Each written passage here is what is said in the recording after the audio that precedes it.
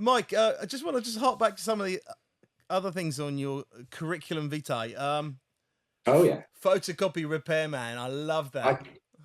I do have another life apart from all this drug stuff, you know.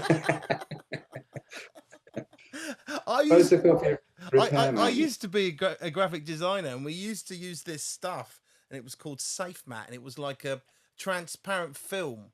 And at college, we used to get into so much shit because we used to feed it into the photocopier to photocopy stuff onto it that we could stick on things. Of course, got too hot, went round the fucking drum, and then of course you can't get it off, and it's obvious that it's your stuff because it's round the fucking drum, and I just photocopy repairman.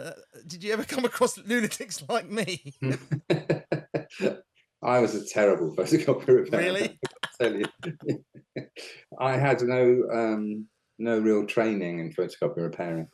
I just needed a job. How I really got into it was when I came out of rehab and I was in Weston-super-Mare, and I needed to get to London and back regularly to score after my fabulous rehab.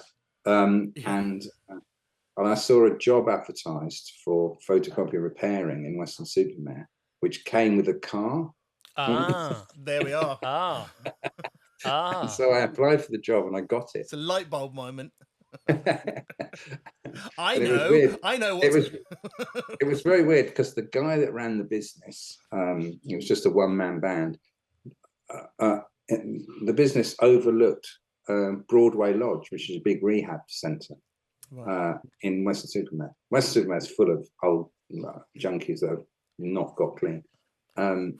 And every day he would slag off this place, going, look at these bastards up there, money, bloody addicts, so it should all be put down. And I'd be sitting there and he knew nothing of my history.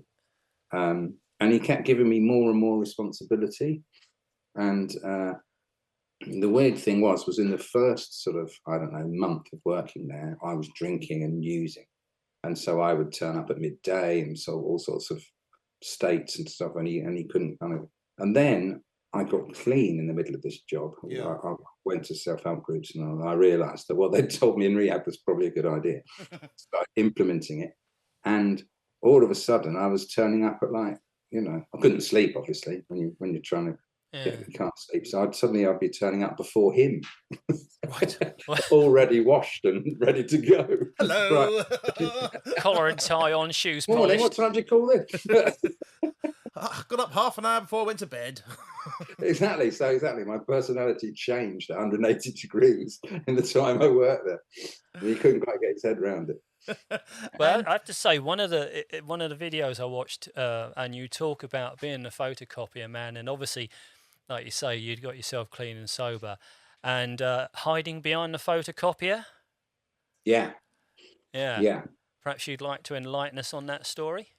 Well, it's probably better if you watch it. It is on there. Okay. I advertise my fabulous YouTube channel. Well, if anybody gets a chance, do watch the video about Mike and the photocopier. It's I can definitely identify with what you went through there. Not that I hid behind photocopiers, but I know where you're coming from.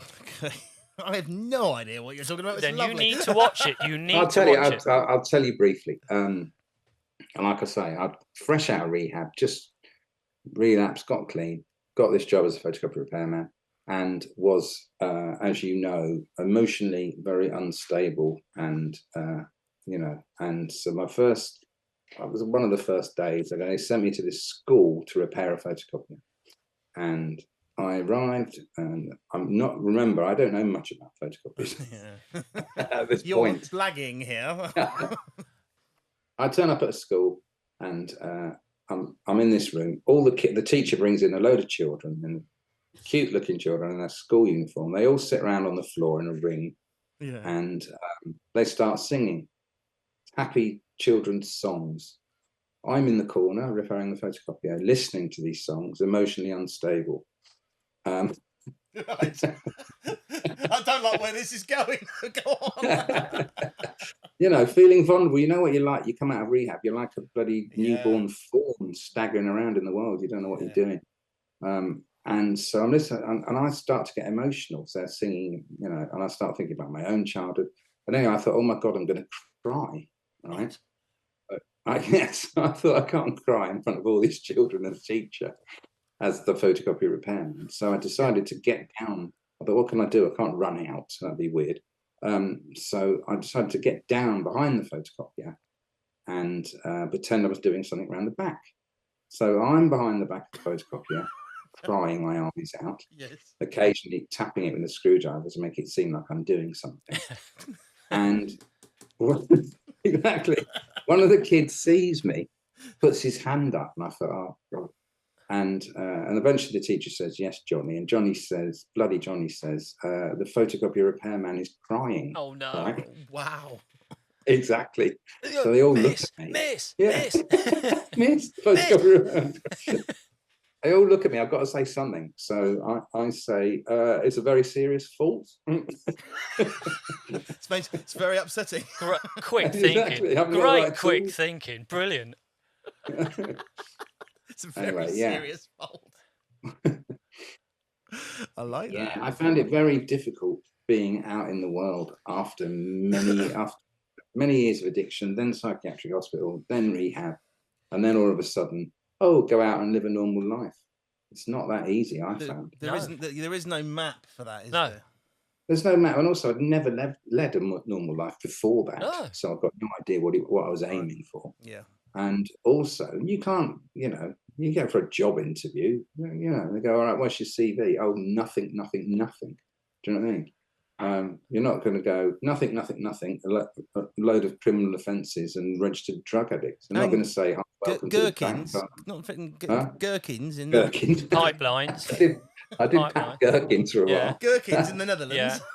Yeah, tearful. It was in Israel, actually. No, it was in the Netherlands. No, I did chicken slaughtering in Israel. Okay.